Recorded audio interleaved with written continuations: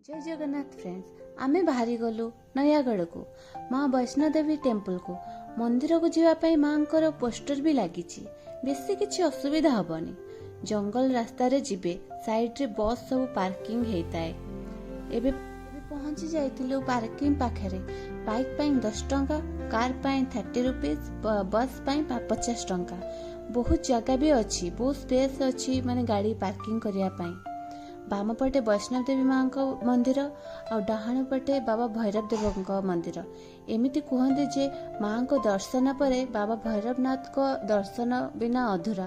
आपणकर कौन सी मानसिक पूरण हेनी। तो जदि आप वैष्णव देवी माँ पाखक जाउछंती ताहेले भैरव बाबा पाखक भी निश्चय जीवे, नहले आपण मानसिक अधूरा रही। एठी सबु दुकान अच्छी, खाइबा पई भी किछि असुविधा हेबनी। जहाँ दरकार भी सबु मिल जिवो। चलतु पहाड़ चढ़ी मंदिर उपको जावा। और ये अन्न प्रसाद भी मिले। जदि आपण माने टिके आफ्टरनून रे जाउछंती ताले एठी रोसई भी होता है, तो आपण आराम रे खाई परिबे।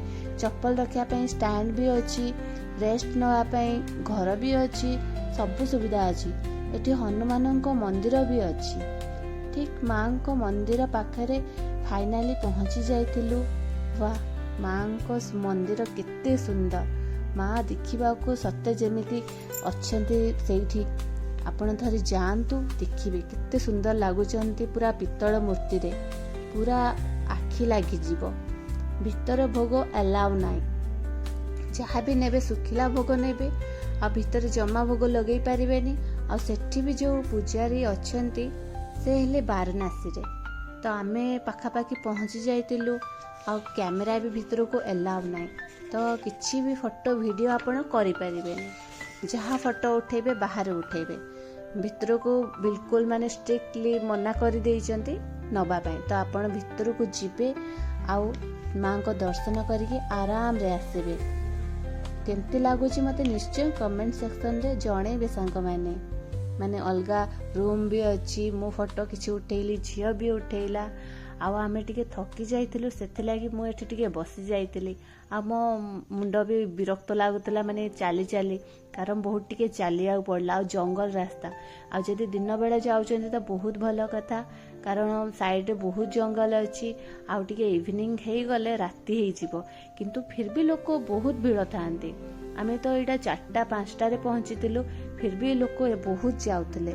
आ सेथि लागि आपण को हिसाब रे जिबे आ दर्शन करके आसीबे। देखि पारतबे माने आम सांगरे अलगा भी लोक भी अच्छंती, माने बहुत एजेड भी अच्छंती जे चढ़ी पारु नांती, बहुत कष्ट रे चढ़ुचंती। सेपटे आपण देखिबे बहुत कष्ट रे माने चढ़ुचंती, कारण बाड़ी धरिकी ही चढ़ीबा को पड़ितिला। नहले जो मन टिके एजेड लोक थिबे से माने चढ़िया बहुत कष्ट होई जिवो। तो आपण देखुना केमती चढ़ुचंती। आ मु तो टिके कहली मते टिके दियो, बाड़ी टिके दियो, मु टिके धरिकिना फोटो वीडियो करि दिए। तापर जाइके मते देले। तापर मु कहली हो मो वीडियो हेई गला, तमे हेई जाओ। आ सेठी बाबा भैरव बाबा भी अछंती, पूरा मुकुनी कला मुकुनी पत्थर रे। बाबा भी बहुत सुंदर देखा। आपण माने देखुतांतु। आमे तो एटिके रे थकी जाइतिलु। आपण माने भलसे जांतु, भलसे भी आसंतु। सेठी किछि असुविधा हबनी। निश्चय थरे ट्राई करंतु, कारण हम ओडिसा रे एते सारा जगह अछि, बुलले भी सरीबनी। तो ओडिसा फास्ट बुली सारंतु, तापरे अलगा आड़े जिबे। मो झियो एटी दौड़ुतला, कहला मो वीडियो कर दियो। मु भी गोटे वीडियो कली। तापरे एटा हम बाहर जाइतिलु बाबा भैरव बाबा को पाखको। एपटे रास्ता रे माँ अछंती, ता अपोजिट रास्ता रे भैरव बाबा अछंती। तो सेठिके जिया पई टिके टाइम लागितिला। आपण देखो केमती माने जंगल बहुत अच्छी। लोक माने भी थकी जाउतले चाली चाली। तो किछि लोक ऊपर को जाउतले आ किछि लोक तळे भी ठिया हेतिले। माने सेमती किछि असुविधा हेबनी। सेठिके चढ़ीबा पई भी तळे दुकान अछि। जदि आपनको पानी पीवा पई किछि भूख लागिला तो निश्चय ऊपर को जाइकिना भी सब करि पारिबे। सेठि भी पूजारी अछंती। हो आज पई एतिकी रहिली। पुणी आसीबी गोटे नया वीडियो रे आ नया जगह को। सेथि लागि आपण माने देखुतांतु।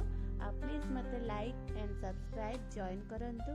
बेल आइकन क्लिक करिया पई जमे भी भूलिबेनी सांग माने। Thank you. এই সিঁড়িটা